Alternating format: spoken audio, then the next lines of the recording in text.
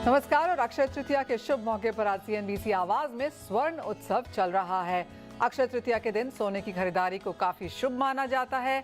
सोने में निवेश करना फायदेमंद होता है और सोने का आगे का आउटलुक अब क्या होने वाला है, इस पर बात करने के लिए हमारे साथ जुड़े हैं अम्रपाली गुजरात के CEO Chirag Thakkar, metal focus के principal consultant South Asia Chirag Sheth, treasury and bullion Malabar gold and diamonds के head Dilip Narayanan and Kotak investment and advisers की investment advisory business head Lakshmi Iyer. आप सभी का कार्यक्रम में स्वागत है और आप सभी को अक्षय तृतीया की ढेर सारी शुभकामनाएं। अगर हम पिछले एक साल में सभी एसेट क्लासेस को उठा के देखें तो सोना क्लियरली यहां पर आउट परफॉर्म करता हुआ नजर आता है। सोने ने हमें 20% के रिटर्न्स दिए हैं पिछले एक साल में, जहां चांदी 10% तेज हुई। वहीं अगर आप इक्विटीज में देखें तो सेंसेक्स 4% चढ़ा है। बैंक निफ्टी में 19% जरूर बढ़त देखने को मिली, लेकिन इसके अलावा bank mid caps, Nifty mid caps और अगर हम निफ्टी 50 देखें तो यहाँ पे 4 से 8% की बढ़त ही देखने को मिली। अगर बाकी एसेट क्लासेस को देखें तो रियल एस्टेट ने भी इतने गेन्स नहीं दिए। बिटकॉइन पिछले एक साल में 29% तक गिरा है। इस साल में जरूर वहां पर बढ़त देखने को मिली है। और जहां तक रुपए की बात है उसकी चर्चा आगे जाकर भी होगी। रुपए में भी पिछले 12 महीने में 7.5% की गिरावट ही दर्ज हुई है। तो जहां भी आप देखें, जो भी आप फंडामेंटल्स देखें, हमने सोने में यहाँ पर काफी स्ट्रॉन्ग गेन्स बनते हुए देखे हैं। लेकिन यहाँ से अब ये जानना चाहेंगे कि एक तो अक्षय तृतीया में क्या किया जाए और अगर आज यहाँ पर लोग सोना लेते हैं तो अगले एक साल के लिए क्या एक्सपेक्टेशंस रखी जा सकती हैं। चिराग सेठ, आपसे पहले जानना चाहेंगे, जिस तरह की परफॉर्मेंस हमने पिछले एक साल में देखी है, शायद उसकी रिपीट परफॉर्मेंस अब देखने को ना मिले, लेकिन अब आगे से यहाँ के क्या क्यूज हैं? देखिए मनीषा, सबसे पहले तो आपके सारे दर्शकों को अक्षय तृतीया की शुभकामनाएं। जैसे आपने कहा कि सोना एक्चुअली बहुत ही इंटरेस्टिंग ईयर रहा है पिछले एक साल में। अगर हम इंटरनेशनल मार्केट में देखें तो हमने $2000 भी देखा है और $1600 भी देखे हैं। वैसे ही अगर हम इंडियन मार्केट में देखें तो हमने लोज भी देखे और बहुत अच्छे दाम भी देखे हैं सोने में। एक्चुअली इंटरेस्टिंग ये है कि हालांकि इंटरनेशनल मार्केट में सोने के दाम गिरे, इंडिया में उसका हमें इम्पैक्ट नहीं देखना पड़ा। जैसे आपने कहा, रूपी डेप्रिसिएशन अभी भी यही एक्चुअली एक इंटरेस्टिंग ट्रेंड दिखाई दे रहा है कि इंडिया में जो सोना है उसकी चाल इंटरनेशनल मार्केट के थोड़ा विरुद्ध फेड शायद 1% से 1.25% इंटरेस्ट रेट कट करेगा। हालांकि अगर हम पिछले 15 से 20 दिनों में जो डेटा पॉइंट्स आए या जो कमेंट्री आई है वो अब वापस इंक्रीजिंगली उस तरफ पे जा रही है कि शायद फेड इंटरेस्ट रेट कट नहीं करेंगे, शायद एक और हाइक होगी और फिर फेड इसको होल्ड ऑन कर सकता है at least 4 to 5 months in the second half of the year. So हमें अभी भी लगता है कि ऊपर में सोना अनसस्टेनेबल है। शायद यहां से इस साल के अंत तक थोड़े और नीचे के दाम दिखाई दे सकते हैं और फिर अगर किसी को निवेश करना है तो सोने में निवेश कर सकते हैं। लेकिन चिराग, अगर हम सोना देखें तो वो यूजली 6 महीने, 1 साल, 2 साल के हिसाब से नहीं होता है। स्पेशली भारतीय बाजारों में तो लोग हमेशा लंबे समय के लिए ही सोना लेते हैं। तो अगर कोई इन्वेस्टमेंट बाइंग करने चाहता हो अगले 2, 3, 5 सालों के लिहाज से, उसके लिए क्या राय है? देखिए, अगर किसी को लॉन्ग टर्म इन्वेस्टर है तो मैं ये हमेशा कहते आया हूं कि अगर आप लॉन्ग टर्म इन्वेस्टर है तो आपके पोर्टफोलियो में 5 से 10% सोने का अलोकेशन हमेशा होना चाहिए। और फिर अलोकेशन एक SIP रूट के थ्रू होना चाहिए जहां पे ये मैटर नहीं करता कि शायद भाव 50,000 है, 40,000 या 60,000 है। आपका एक स्टैगर्ड सोने में बाइंग होते रहना चाहिए। तो यानी कि सोना आपके पोर्टफोलियो का हिस्सा यहाँ पर जरूर होना चाहिए। लेकिन सोना जब हम भारतीय बाजारों में देखते हैं तो एक कल्चरल, स्पिरिचुअल, फंक्शनल काफी सारे रोल्स निभाता है। और अक्षय तृतीया तो हम मनाते ही इसलिए हैं क्योंकि हमें लगता है, या जिस तरह की भावनाएं हैं कि जो आप काम यहाँ पर इस दिन करते हैं, जो आप खरीदते हैं, वो आपकी वेल्थ को ऐड करता है। और अक्षय तृतीया के दिन तो सोना भारतीय बाजारों में अच्छा खासा खरीदा जाता है। ये सवाल आपसे है दिलीप, और आपने काफी सारे चेंजेस देखे हैं पिछले एक साल में। मलाबार एज अ कंपनी ने काफी सारे चेंजेस इंडियन मार्केट्स के लिए भी लाए हैं। आप पिछला एक साल कैसे समराइज करेंगे? एक साल, जो पिछले साल है वो लगभग ऊपर नीचे था, थोड़ा फ्लक्चुएशन, जैसे कि चिराग समझा रहे थे, प्राइस के ऊपर दोनों। और इंडिया में एक चीज है कि इंडिया का मार्केट कुछ अलग ही तरीके से चलती है, जो इंटरनेशनल मार्केट की एकदम विरुद्ध चलती है। और पिछले साल के जो अक्षय तृतीया का जो सेल हुआ था, वो हम ये साल में जिस तरह से प्राइस मूव हुआ है उस हिसाब से हमको ये नहीं लग रहा है कि हम वही नंबर्स देख पाएंगे ये साल में। बट इन्वेस्टर्स, जो इन्वेस्टर का जो क्राउड है वो अभी भी गोल्ड खरीदने के लिए तैयार है एट दिस कॉस्ट ऑल्सो। ये ऐसा एक टाइम है जहाँ पे सोने का भाव भी एकदम ऊपर बढ़ गया है, प्लस इन्वेस्टर डिमांड भी थोड़ा बहुत आ रही है। मुझे याद है दिलीप, जब 50,000 रुपीज थे पिछली बार अक्षय तृतीया के प्राइसेस, तो लोगों को बहुत महंगे लग रहे थे। लेकिन लास्ट टाइम यहाँ पर वेडिंग सीजन भी अक्षय तृतीया के साथ था, जो इस बार शायद नहीं है। लेकिन जो लोग 50 में भी नहीं ले रहे थे, वो अब 60 के लेवल्स यहाँ पर देख रहे हैं, उनके लिए क्या एडवाइस है? जी, वो एक त्योहार के टाइम पे जो सोना खरीदना है, वो इंडियन त्योहार के उसमें जो सोना खरीदने का जो ये है, वो हमेशा रहने वाला है। वो कभी चेंज नहीं होने वाला। वो भले वो प्राइस ऊपर रहे या नीचे रहे, वो उस दिन का जो खरीदना, वो खरीदना ही है। हाँ, ये चीज बिल्कुल सही है कि क्वांटिटी जो है, जो लास्ट टाइम हमने देखा था, उससे बिल्कुल कम होने वाला है, क्योंकि लास्ट जैसे आपने बोला, भाव काफी ऊपर गया है, तो क्वांटिटी में फर्क आ सकती है। क्लियरली। चिराग ठक्कर, ये सवाल आपसे है, और खरीदारी शायद कम हो, जैसे कहा गया वेडिंग सीजन भी नहीं है, लेकिन काफी सारी अपॉर्चुनिटीज यहाँ पर ज्वेलर्स अब इस दिन के लिए लेकर आए हैं।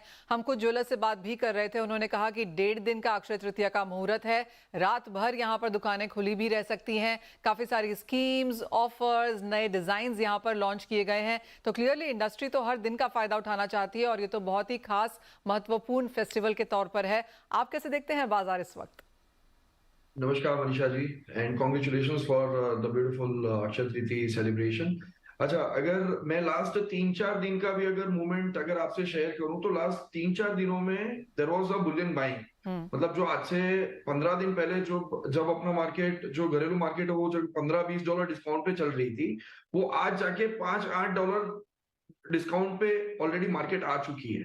तो ये अक्षय तृतीया के पहले पहले अगर ये हो रहा है, तो उसका मतलब ये बिल्कुल माना जा सकता है कि बिल्कुल मार्केट प्राइस सेंसिटिव है, but at the same time Akshaya Tritiya जैसे माँ लक्ष्मी को घर पे लाना, उस हिसाब से इसको देखा जाता है। तो उस हिसाब से इतनी ज्यादा बाइंग नहीं है, पर इतनी कम भी बाइंग नहीं है जो आज से हम 15-20 दिन पहले एंटिसिपेट कर रहे थे कि इस बार एकदम कम बाइंग होगी। इस हिसाब से बिल्कुल भी नहीं दिख रहा है।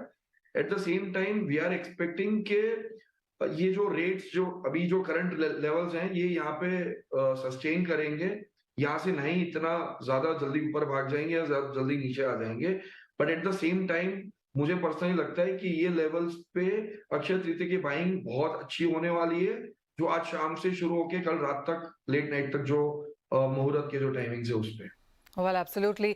और जैसे चिराग ने कहा भी कि जैसे भी प्राइसेस चलें, 5 से 10% आपके पोर्टफोलियो में होना ही चाहिए, और अक्षय तृतीया एक ऐसा समय है। और जैसे कहा भी गया है कि इंडियंस बहुत ही अलग चलते हैं जब सोने की बात यहाँ पर की जाती है, क्योंकि even as proper financial portfolio में यहाँ पर गोल्ड चाहे कम हो, लेकिन हर घर में यहाँ पर सोना डेफिनेटली होता है। तो इस अक्षय तृतीया क्या कुछ ज्यादा चल रहा है दिलीप?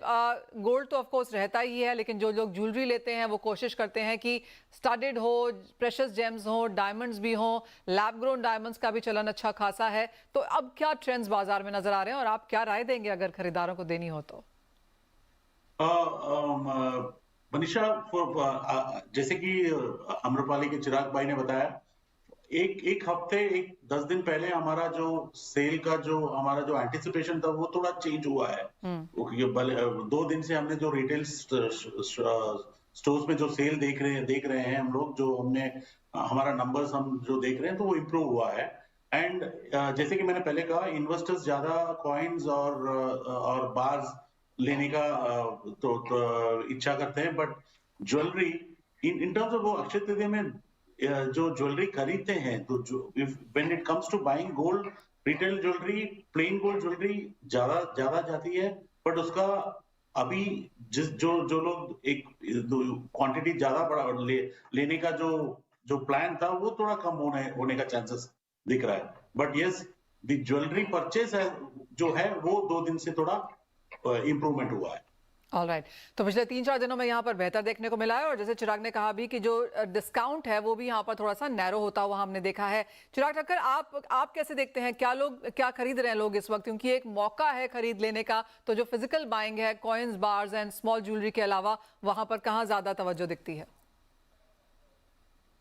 देखिए, जैसे अगर मैं ईयर ऑन ईयर अगर मैं कंपेयर करता हूँ तो लास्ट ईयर ऐसा था कि जितने डिजिटल प्लेटफॉर्म्स हैं उस पे ऐसी रिक्वेस्ट आती थी कस्टमर्स की कि मुझे फिजिकल डिलीवरी ये दिन पे चाहिए। ओके। अभी now that perspective has changed. They are like, अगर मुझे डिलीवरी एक दिन के बाद मिलती है तो मुझे चलेगा, पर मुझे आज एक बार भाव प्राइस करके मुझे एक बार कंफर्म कर लेना है कि मेरे पास मैंने आज के दिन पे ये टाइम पे मैंने ये सोना खरीदा है। So that is a very big shift. जैसे अगर हम देखते हैं कि लास्ट साल पहले के हमें फिजिकल डिलीवरी कंपलसरी चाहिए, तो एक पर्सपेक्टिव, एक मेजर पर्सपेक्टिव है जो चेंज हुआ, which actually says कि market has started shifting on a digital buying of gold bars and coins rather than having, you know, pure physical thing coming home and everything. But it has actually shown shifting towards the digital platforms. I absolutely agree with that Chirag, क्योंकि अगर मुझे भी कल अगर सोना खरीदना है अक्षय तृतीया पे तो मैं पहले प्राइस फिक्स कर लूंगी। आप गोल्ड कभी भी बेचते रहो, लेकिन आप पहले भाव देख लो। I totally get that. Lakshmi, ये सवाल आपसे है, और क्योंकि यहाँ पर फिजिकल बाइंग, डिजिटल गोल्ड की खरीदारी की बात भी हो रही है, तो हाल में सोने ने भावों ने रिकॉर्ड हाईस तो देखे ही हैं। ग्लोबल सेंट्रल बैंक्स भी काफी हद तक खरीद रहे हैं और समय आने पर उसको रिडीम भी कर रहे हैं। आपको क्या लगता है सोने में अब यहाँ से कितनी और तेजी है? ये देखिए, जब रेट हाइक होता है यूजुअली डॉलर की मजबूती बरकरार रहती है, लेकिन इस हाल में यूएस जो है एक अंदाजा या लक्षण दिखाई दे रहा है कि शायद मई की पॉलिसी के बाद एक इंक्रीमेंटल जो स्टांस है वो थोड़ा नमी की तरफ रहेगा। हालांकि रेट हाइक शायद बरकरार रहेंगे क्योंकि वहां पे महंगाई काफी तेजी से बढ़ रही है। हालांकि वहां पे भी म्यूटेड तो हो रहा है। हमारा ये मानना है कि जो डॉलर की मजबूती जो थोड़ी सॉफ्टनिंग होती दिखाई दे रही है, तो उस वजह से जो कमोडिटीज है और कमोडिटी करेंसीज के लिए ठीक है और ये काफी हद तक प्ले हो चुका है। तो यहां से आगे चलते हमारा ये मानना है कि जो इंक्रीमेंटल अनसर्टेनिटी एलिमेंट की वजह से सोने में तो खरीदारी देखने को कम मिले, पर क्योंकि अगर आप देखो पिछले एक साल में, हालांकि पिछले क्वार्टर में भी अगर आप देखोगे, तो जो विश्व भर की जो सेंट्रल बैंकर्स है वो सोने की खरीदारी कर रहे हैं। तो उस वजह से एक एंकर आ सकता है कि जो जैसे सोने के दाम घटते जाएंगे आपको एक एंकर मिलेगा। तो नियर टर्म में थोड़े कंसोलिडेशन के बाद हम एक्सपेक्ट कर सकते हैं कि अगले 12-18 महीने में भी यहां से शायद सोने के प्राइसेस ऊपर ही रहेंगे। जी हाँ, वो एक चीज है जो सभी लोग अग्री करते हैं कि यहाँ से तेजी अगले अक्षय तृतीया तक तो आपको डेफिनेटली देखने को मिलेगी। काफी सारे इस तरह के विकल्प हैं। लेकिन लक्ष्मी, एक और सवाल आपसे, आपके हिसाब से सोने में निवेश का बेहतर विकल्प क्या है? क्या वो गोल्ड ईटीएफ्स है, सोवरेन गोल्ड बॉन्ड है जहां पर हमने अच्छे खासे रिटर्न्स आते हुए देखे हैं, टैक्स के फायदे भी यहाँ पर हैं, लिक्विडिटी के लिहाज से आपको ईटीएफ यहाँ पर बेहतर दिखता है? क्या देखती हैं और आप? और कुछ आप कहेंगे थोड़ी डिसअपॉइंटमेंट है क्योंकि हमने सोवरेन गोल्ड बॉन्ड की एक नई ट्रांच इस बार अक्षय तृतीया पे आते हुए नहीं देखी? डेफिनेटली ज्वेलरी तो मैं बड़ी फैन नहीं हूँ, आपकी बात एकदम बराबर है, लेकिन जिनको सोना पहनना है वो तो सोना ही खरीदेंगे।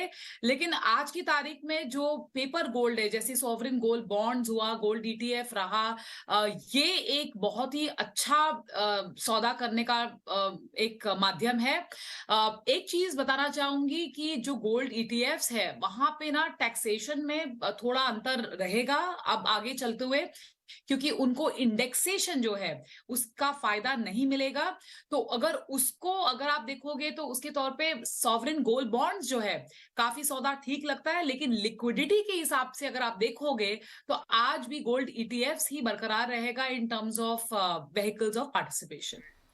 एक्चुअली वो सवाल मेरा यहाँ पर चिराग सेठ से भी है। चिराग, जिस तरह से गवर्नमेंट की मूव्स आई हैं टैक्सेशन, इंडेक्सेशन वगैरह को लेकर, बाजार में ये एक चर्चा है कि जैसा भी फाइनेंशियलाइजेशन हम गोल्ड की जो बात करते हैं, लेकिन इसका एक पुश हम यहाँ पर फिजिकल बाइंग की तरफ आता हुआ देखेंगे। अब देखिए, ऑब्वियसली फिजिकल बाइंग, अगर आप प्योर मार्केट साइज देखें तो फिजिकल बाइंग 160 से 200 टन के आसपास हर साल होती है। अगर हम सॉवरेन गोल्ड बॉन्ड में निवेश देखें तो अराउंड 100 टन के आसपास ओवर द लास्ट 7-8 इयर्स जो सॉवरेन बॉन्ड चलते आ रहे हैं 100 टन हुए। और जबकि 15 साल से ईटीएफ है, तो आप देखिए तो ईटीएफ में 35 से 36 टन सिर्फ निवेश हुआ है। तो उस हिसाब से इंडियन मार्केट में जरूर फिजिकल बाइंग जो है वो नंबर 1 रही है। क्योंकि वो किसी भी कंज्यूमर को डुअल रोल प्ले करने में मदद करती है। एक तो वो उसे जब चाहे तब ज्वेलरी में कन्वर्ट कर सकता है और जब चाहे तब वो लिक्विडेट कर सकता है। दूसरी बात, बोथ सॉवरेन गोल्ड बॉन्ड और ईटीएफ को लेके अभी भी इंडिया में थोड़ी बहुत मैं कहूंगा फाइनेंशियल लिटरेसी अभी भी बहुत ज्यादा लिमिटेड है, और इसीलिए ये दोनों माध्यम में जो निवेश आते हैं वो ज्यादातर अर्बन सेंटर से आते हैं, ना कि रूरल कम्युनिटीज से या टियर 3 टियर 4 सेंटर्स।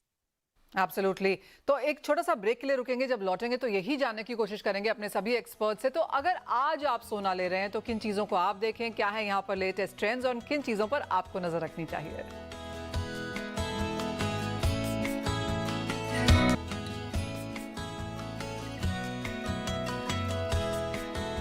आपका स्वागत है। बात हम यहाँ पर सोने की कर रहे हैं। अक्षय तृतीया का मौका है और इसके अलावा बात की भी क्या जा सकती है। दिलीप, आपसे जानना चाहेंगे, और पिछले कुछ दिनों में आपसे बात भी हो रही थी, आप नए स्टोर खोलने की तैयारी में थे, आपने आलिया भट्ट को एज अ ब्रांड एम्बेसडर यहाँ पर अपॉइंट भी किया है। क्या कुछ एक्सपेक्ट कर सकते हैं हम मालाबार से आगे जाते हुए? हाँ, ये नया ब्रांड एम्बेसडर को हमने जो मिस आलिया भट्ट को जो लिया है, वो इट इज अ न्यू, हमारा ये 30 साल का 30th ईयर का सेलिब्रेशन चल रही है मलाबार की। So as a part of various announcement is this change in the brand ambassador is also one of this things जो आलिया भट्ट को जो लिया हुआ है। और हम ये देख रहे हैं कि नई शुरुआत है, नई साल है, फाइनेंशियली नया साल है, और नंबर ऑफ स्टोर्स हम अभी आगे जाके एक साल में और भी बढ़ाने का काम जारी है। हमारा marketing team is exploring tier 2 and tier 3 cities, जो जहाँ पे हम नया स्टोर्स खोल सकते हैं, जहाँ वहाँ के पोटेंशियल को जांच किया जा रहा है। तो इस साल में हम लोगों को हमारा जो स्टोर का नंबर्स है, definitely is going to be जो एग्जिस्टिंग नंबर्स से एटलीस्ट 10 to 15% बढ़ाने का कोशिश है। ऑलराइट, तो यहाँ पर तेजी जारी है इस इंडस्ट्रीज में। चिराग ठाकर, आप कैसे देखते हैं, क्या कुछ प्लान्स हैं आगे जाते हुए, क्या एक्सपेक्टेशन है इस मार्केट से और किस तरह की ग्रोथ नजर आती है अगले एक साल में? अगर हम शुरू करते हैं तो जैसे आपने अभी पहले बताया था कि लास्ट अक्षय तृतीया में 50,000 भी लोगों को ऐसा लग रहा था कि बहुत बहुत महंगा है। तो अगर अभी मतलब गोल्ड ने, जैसे हम हमारे पूर्वजों कहते हैं, हमारे गोल्ड ने ये प्रूव कर दिया है कि गोल्ड खरीदना ही खरीदना है, उसके लिए भाव नहीं देखना है। तो अगर पूरा हम टाइमलाइन देखते हैं तो लास्ट 20 साल के जो रेट्स हैं और आज के जो रेट्स हैं, तो ये हमको एक चीज तो हमको ये प्रूव करके बता ही देता है कि gold is a commodity, is a blessing which everyone should have and should keep increasing the allocation to gold. That is what I would say. और क्या ट्रेंड्स हैं इस वक्त यहाँ पर चिराग, क्या लोग खरीद रहे हैं, किस में इंटरेस्ट है, क्या टिकट साइज आप देखते हैं आता हुआ? हाँ, टिकट साइज की अगर बात करें तो कई सारे क्लाइंट्स हैं जो हमारे जितने प्लेटफॉर्म्स है, जहाँ पे जितने वैल्यू चेन में हम जहाँ जुड़े हुए हैं, तो वहां से अभी नई जो मिलेनियल्स हैं वो धीरे धीरे ये इन्वेस्टमेंट में अंदर आते दिख रहे हैं, जो आज से 1-1.5 साल पहले नहीं थे। तो नाउ बीइंग डिजिटल, तो बहुत इतना सारा एक्सेस हो गया, इतना सारा इजी एक्सेस हो गया कि जहाँ पे इन्वेस्ट करना SIP के द्वारा, एक मिनिमम टिकट साइज के द्वारा, it has been very easy. At the same time लोगों को ज्वेलरी के अलावा कॉइन्स और बार्स का भी बहुत ज्यादा फैंसी मूवमेंट यहाँ पे दिखने लगा है कि now people have started gifting coins and bars rather than gifting a jewellery. तो अगर किसी को अभी ज्वेलरी गिफ्ट करना है तो एक मन में वो आता है एक पीछे के किसी को ये ज्वेलरी पसंद आएगा नहीं आएगा। तो जैसे ही गिफ्टिंग सीजन आता है, वेडिंग सीजन आता है, तो people have started taking coins and bars and started gifting. So वो एक बहुत बड़ा शिफ्ट है। अगर वो जो शिफ्ट है, अगर थोड़ा मजबूत होता है तो कॉइन्स और बार्स की डिमांड आते हुए समय में बहुत बढ़ेगी। तो इन्वेस्टमेंट के तौर पर, और क्योंकि आप फिजिकल में भी लेना चाहते हैं, तो कॉइन्स एंड बार्स यहाँ पर एक बेटर विकल्प है। चिराग सेठ, ये सवाल आपसे है, क्या अगले साल में आप वॉच करना चाहेंगे अब फंडामेंटल के तौर पर, अगर आप सोने के भाव देख रहे हैं तो? देखिए, सबसे बड़ी चीज जो सोने के भाव को अगर चलाती है वो है कि यूएस फेडरल रिजर्व। तो यूएस फेडरल रिजर्व का स्टांस कैसे होगा, और ये बहुत इंपॉर्टेंट है कि अगले 6 महीने में यूएस फेडरल रिजर्व का स्टांस कैसे होगा, क्योंकि वो डिटरमाइन करेगा कि 2024 और 2025 में सोने की चाल कैसे होगी। सो सबसे पहला ये होगा कि यूएस फेडरल रिजर्व का स्टांस क्या है, क्या federal reserve interest rate cut करने की शुरुआत कर रही है या फेडरल रिजर्व ये बता रही है कि इंटरेस्ट रेट को इसी हाई दरों पे बरकरार रखा जाएगा, ये सबसे पहली बात है। दूसरी बात ऑब्वियसली जियोपॉलिटिकल होता है और सेंट्रल बैंक है। ये दोनों जो चीज है कि जियोपॉलिटिकल या सेंट्रल बैंक एक ऐसी चीज है कि जो शायद सोने को बहुत ज्यादा चला ना पाए, बट सोना का भाव जब गिरता है तब उसको एक जरूर एक फ्लोर प्रोवाइड करते हैं या एक सपोर्ट प्रोवाइड करते हैं ताकि सोने के दाम बहुत ज्यादा गिरे नहीं। तो ये तीन चीजें जो मैं अगले 6 महीने तक देखूंगा, जिससे ये जरूर डिटरमाइन होगा कि 2024 और 2025 में सोने की चाल कैसी है। ऑलराइट, अब एक वर्ड में आपका जवाब चाहिए चिराग। अगले 10 साल में सोना कहाँ देखते हैं? मनीषा, अगर ये मुझे पता होता तो मैं शायद आपको बाद में बताता। बाद में बताता, ओके। चलिए एक नियर टर्म आंसर यहाँ पर लक्ष्मी से ले लेते हैं। आप कैसे देखती हैं लक्ष्मी, सोने की रेंज अगले 12 महीने के लिए? आपके लिए इजियर सवाल है, कैसी रहेगी यहाँ पर चाल? ऑफ कोर्स रुपी डेप्रिसिएशन एक और फैक्टर रहा है, लेकिन अगला एक साल कैसा दिखता है? सर्टनली जो आपने पिछले 12 महीने में देखे वो थोड़ा एक रुपये के वजह से भी कंट्रीब्यूटेड है end of course gold prices के हिसाब से भी कंट्रीब्यूटेड है। अगले 12 महीने में हमको रुपये में इतनी मंदी दिखाई नहीं दे रही है, तो उतना returns to that extent muted रहेगा। और जैसे मैंने आपको बताया, गोल्ड एक कंसोलिडेटेड ग्रूव में चला गया है। मार्च के महीने में अगर आपने देखा, नेट सेल जो है गोल्ड ईटीएफ्स के नेगेटिव थे। ये ट्रेंड नहीं है, मैं ये नहीं कहना चाहूंगी, पर थोड़ी सी प्रॉफिट बुकिंग भी हो रही है। तो ये सबको लगते हुए अगले 2-3 महीने में आपको म्यूटेड रिटर्न दिखाई देगा। And on a block of 3 years, एक साल का व्यू कहना मुश्किल है, बट $2000 के ऊपर अगर ये ट्रेड करता रहा तो आपको $100-150 की और तेजी दिख सकती है। पर पहले कंसोलिडेशन या करेक्शन और उसके बाद ऊपर की कूच जारी रहेगी। ऑलराइट, तो 1 साल और 10 साल नहीं, लेकिन 3 साल में आपको यहाँ पर तेजी देखने को मिलेगी। वहां पर कुछ चांसेस हैं। ऑफ कोर्स कंसोलिडेशन पहले, एक हायर हाइज बनते हुए नजर आएंगे और फिर सपोर्ट होगा। लेकिन बहुत शुक्रिया चिराग ठक्कर, दिलीप आपका, लक्ष्मी आपका, सभी का साथ जोड़ने के लिए और बहुत स्पॉटिंगली सभी सवालों के जवाब भी देने के लिए। आप सभी को अक्षय तृतीया की बहुत बहुत शुभकामनाएं।